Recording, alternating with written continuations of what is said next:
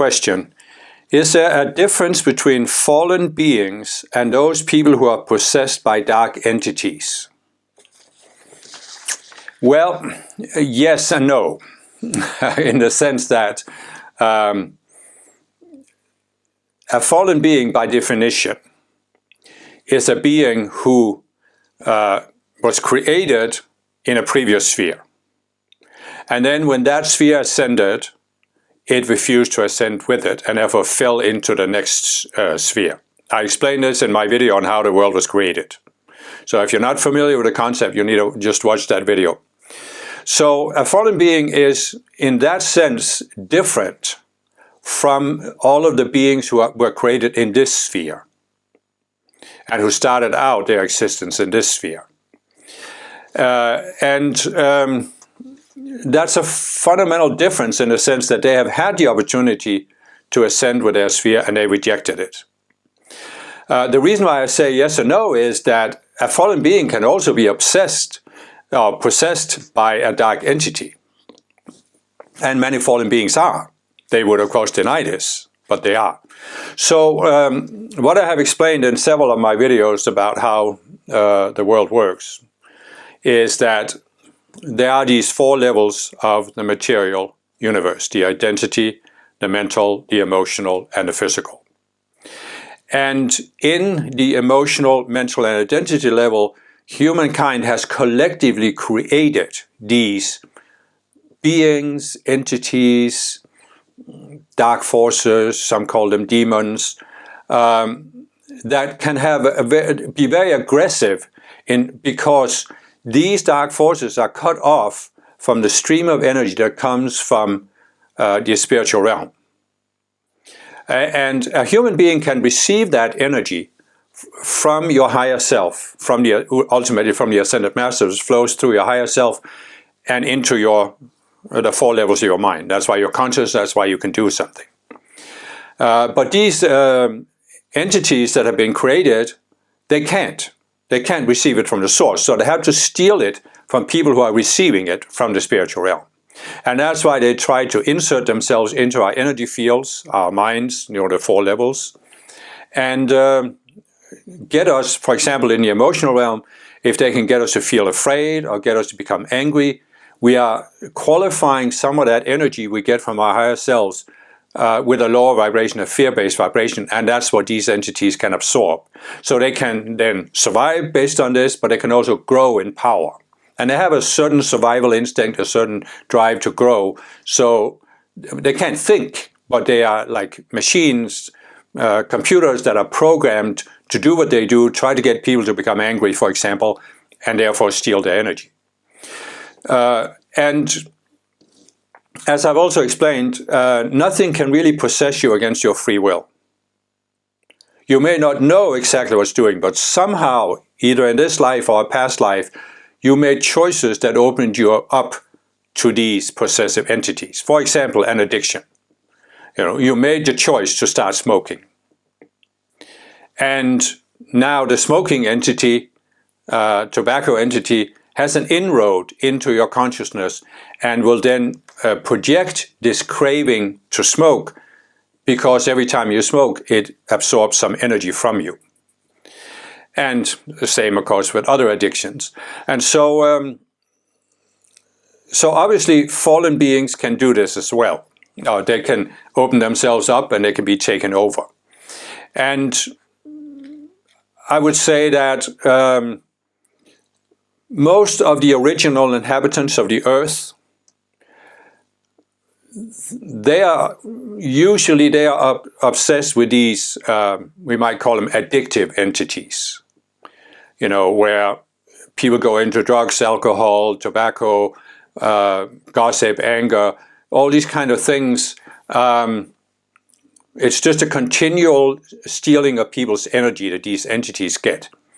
But the fallen beings are more vulnerable or more open to the kind of entities that seek to give people power and a sense of power, or get them into simply being destructive.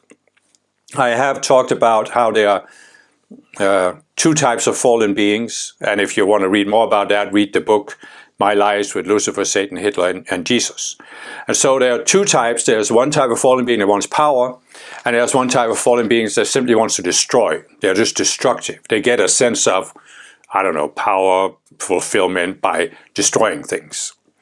And so there are some very powerful collective beasts or entities or demons that have been created over a very, very long time by warfare and all of these other destructive activities you see on Earth.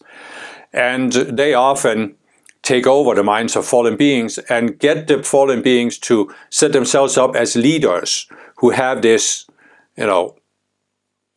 this drive for power that can never be satisfied. Nothing is ever enough or good enough for them. I often, as a child, as I've said before, I heard about Hitler, and I never could understand as a child why he had to attack both on the West and the East at the same time. Because you can see, even as a child, I could see that by spreading his forces so thin, that was what led to his downfall. Otherwise, he could have taken over some part and then consolidated. But I later realized that he couldn't have just done that, because what drove him to start the war was this enormous quest for power. He wanted to conquer the whole earth. And so for him, it was logical to attack on two fronts. And there was no thought about, no ability to think what that would happen, because his mind was completely taken over by this demon that just wanted destruction, that just wanted to destroy. And it didn't care that Hitler was destroyed, that the German nation was destroyed, the German people were destroyed, or how many other people were destroyed. These entities, they don't care about this, So obviously, the original inhabitants can also be pulled in by the war entity, for example, because they go along with it and allow themselves to be cannon fodder. But the ones who really perpetrate the worst atrocities, they are the fallen beings, and they are possessed by a different kind of entity. So, but the huge difference is that you might take an original inhabitant who has been possessed by some kind of entity, say it's a smoking entity, and you might be able to persuade them that this is destructive, and they might be able to snap out of it. But once a fallen being has been possessed by this quest for power or quest for destruction, you can't reason with them. You can't talk them out of it. They don't know how to stop. I mean, you could not have gone in and talked to Hitler in 1942 and said, listen, Adolf, can't you see that by both attacking on the East and the West, you're going to spread your forces and it's going to lead to your downfall? You could not have reasoned with him.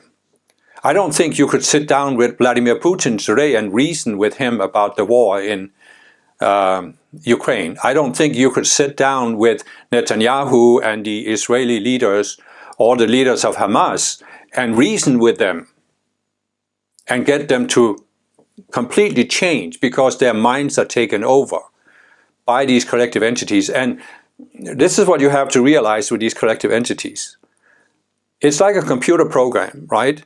And you take your computer, let's say you are playing a computer game, right? And it's one of these shooting monsters games.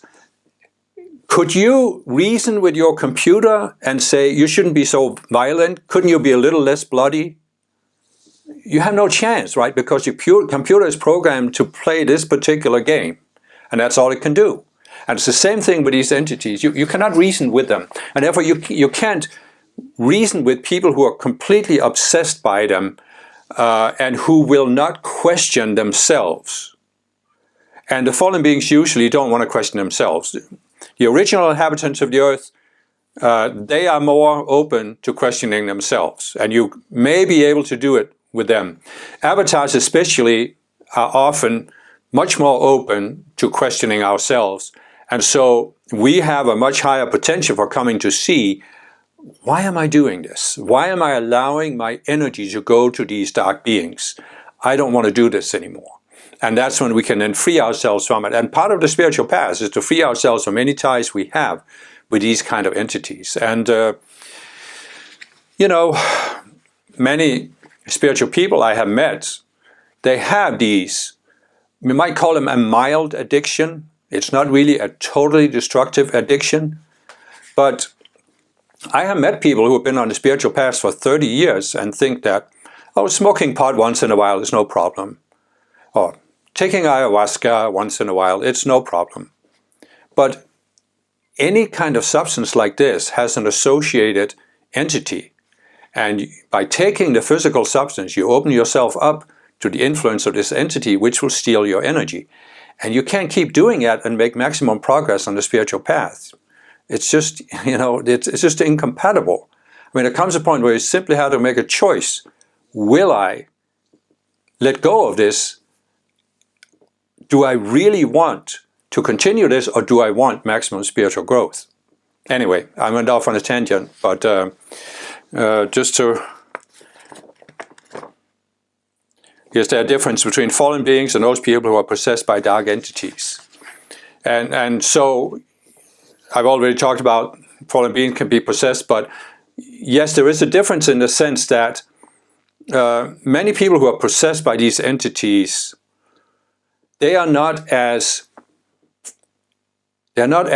completely lost in thinking they are absolutely right. I mean, the fallen beings think they're absolutely right. And that's why they are open to this power trip, where they feel they are right and they know what's the right thing to do, irregardless of the consequences. And most people, original inhabitants of the earth and avatars, don't have that strong of a need to be right. So you have more of a chance to reason with people than you have with the fallen beings. So I hope that answers the question.